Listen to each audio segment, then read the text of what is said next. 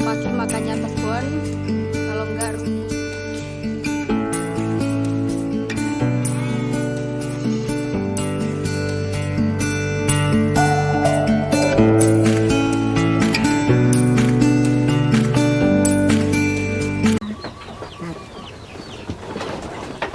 Halo, assalamualaikum warahmatullahi wabarakatuh. Kembali lagi di channel Lentera Desa bersama saya Kusani Bukoni ya. Bagaimana kabar rekan-rekan peternak kambing domba seluruh Indonesia? Bagaimana kabar kalian di Hari Raya Idul Fitri kemarin? Apakah kegiatan peternakan kalian berjalan dengan baik atau justru sebaliknya kalian mulai merasakan betapa sibuknya ketika kita harus merayakan hari raya dan mengurus peternakan kita. Jadi teman-teman, untuk kegiatan pagi ini selain saya baru saja ngasih makan ternak saya, domba-domba saya ini, saya juga ingin sedikit bercerita atau berbagi.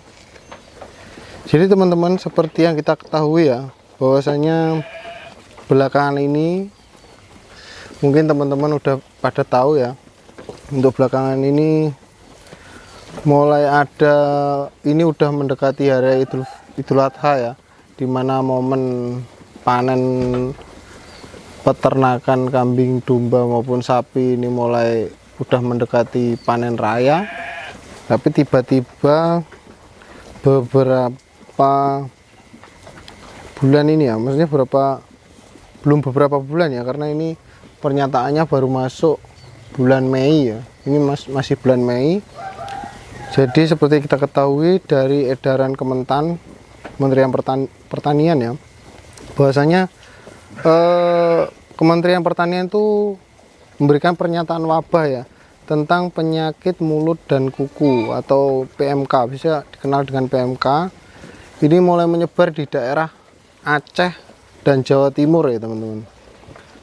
Seperti keputusan Menteri Pertanian daerah Jawa Timur nomor 403 KPTS PK 300/M/05/2022 dan keputusan Menteri Pertanian nomor 404 KPTS PK 300/M/05 tahun 2002 itu sudah menyatakan bahwa ini termasuk wabah ya, wabah penyakit mulut dan kuku.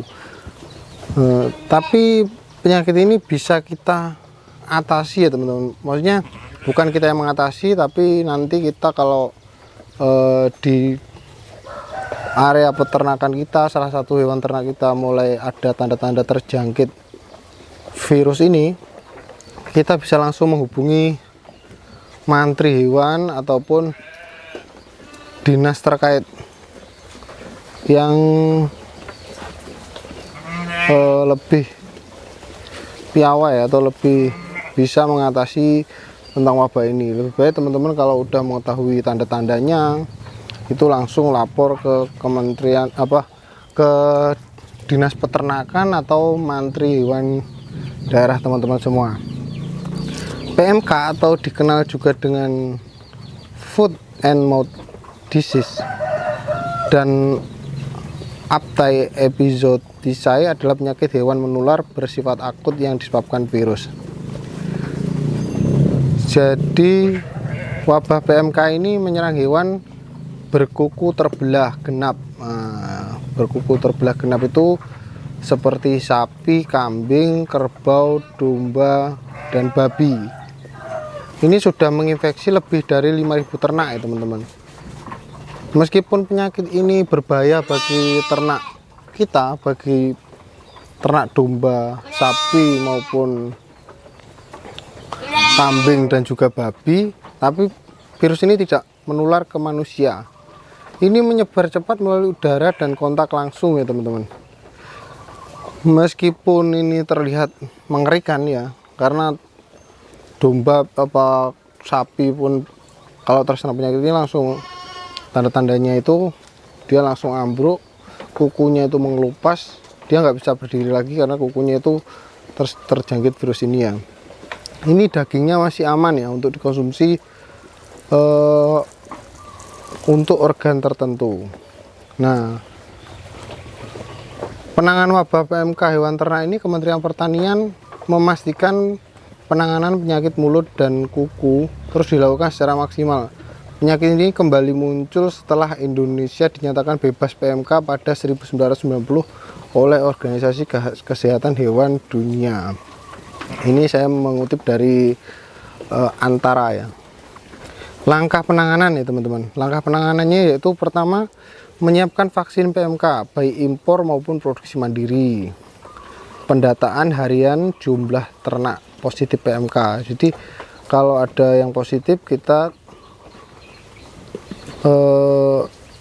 data ya jumlah yang terjangkit. Penetapan lockdown tingkat desa dan kecamatan. Pemusnahan ternak positif PMK secara terbatas. Memberikan antibiotik, vitamin dan penguat imun pada ternak. Mendistribusikan obat-obat disinfektan dan tenaga kesehatan ke daerah terjangkit wabah. Jadi ini langkah penanganan dari pemerintah ya, dari Kementerian Pertanian. Dan pembatasan pengawasan ketat lalu lintas ternak, pasar hewan dan rumah potong hewan. Pembentukan gugus depan tingkat nasional, provinsi dan kabupaten mengedukasi peternak terkait prosedur pengendalian dan pencegahan PMK. Pengawasan masuknya ternak di wilayah perbatasan dengan negara lain yang belum bebas PMK oleh Badan Karantina Pertanian. Untuk data Kementan sendiri 28 April sampai 11 Mei 2022 ini yang terinfeksi daerah Aceh itu sudah 2.226 ekor. Ini untuk sampai 11 Mei ya teman-teman. Jawa Timur sudah 3.205 ekor. Ini daerah sebaran untuk Aceh ini Kabupaten Aceh, Tamiang dan Aceh Timur. Daerah sebaran untuk Jawa Timur sendiri ini Gresik, Sidoarjo, Lamongan dan Mojokerto. Jadi ini pernyataan dari Menteri Pertanian Syahrul Yassin Limpo ini. Beliau menyatakan bahwa kami berharap tidak ada kepanikan yang berlebihan karena akan kita kendalikan secara maksimal. PMK tidak menular kepada manusia dan daging hewan yang terpapar masih bisa dikonsumsi ya, seperti itu ya teman-teman. Jadi untuk teman-teman tidak perlu terjadi kepanikan yang berlebihan ya teman-teman, karena dari Kementerian Pertanian, dari dinas terkait itu sudah berupaya atau melakukan upaya penanganan secara cepat dan tepat ya teman-teman. Jadi untuk teman-teman sendiri, saran saya di masa wabah hewan ternak ini ada beberapa tips dari saya ya untuk menghindari atau lebih kepada meminimalisir terjangkitnya hewan-hewan kita dari virus PMK ini. Salah satunya seperti yang kita ketahui bahwa sebaran virus ini sudah mulai di daerah-daerah tertentu seperti Aceh tadi, Aceh daerah Tamiang dan Aceh Timur, Jawa Timur, Gresik, Sidoarjo, Lamongan dan Mojokerto. Ini berarti kita harus menghindari mengambil ternak untuk sementara waktu ya, maksudnya nggak untuk jangka panjang tapi untuk sementara waktu kita minimalisir. Jadi kita minimalisir pembelian atau pengambilan ternak dari wilayah-wilayah tersebut di atas ya teman-teman. Karena kita takut nanti hewan yang kita bawa ke daerah kita itu malah membuat lebih banyak sebaran. Jadi selain dinas terkait sudah melakukan lockdown atau melakukan pembatasan sebaran ternak, juga kita sendiri harus bekerja sama dengan pemerintah ya teman-teman.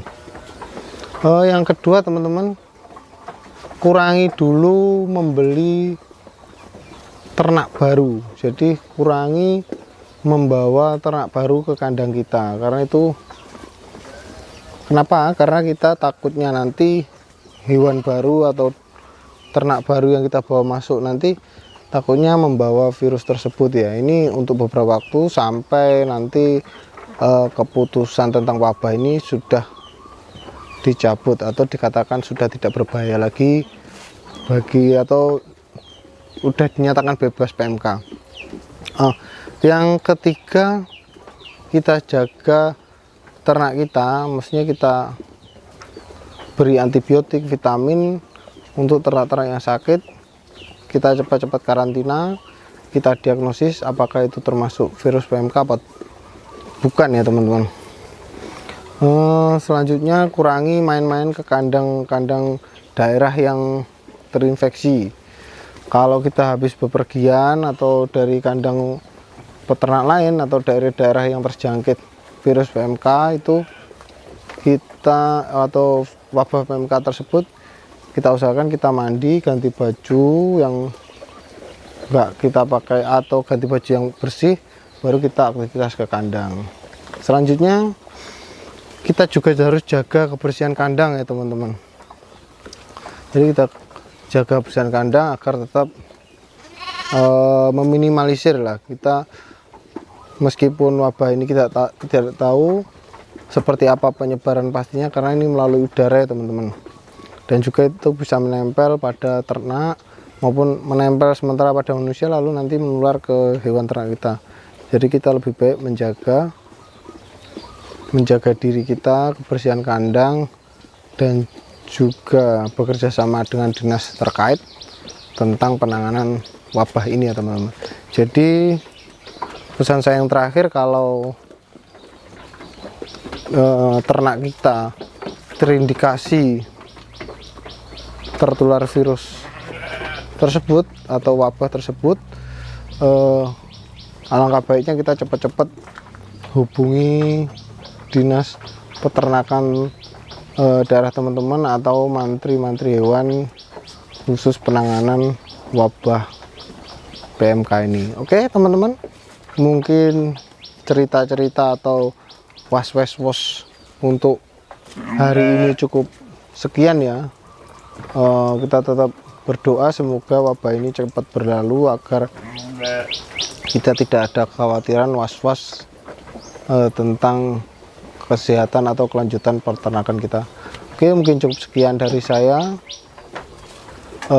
Tetap semangat dalam beternak. Jangan lupa teman-teman tetap berusaha ikhtiar agar domba kita atau ternak kita terhindar dari virus PMK. Cukup sekian dari saya. Salam satu arit untuk teman-teman peternak kambing, domba dimanapun kalian berada. Assalamualaikum warahmatullahi wabarakatuh.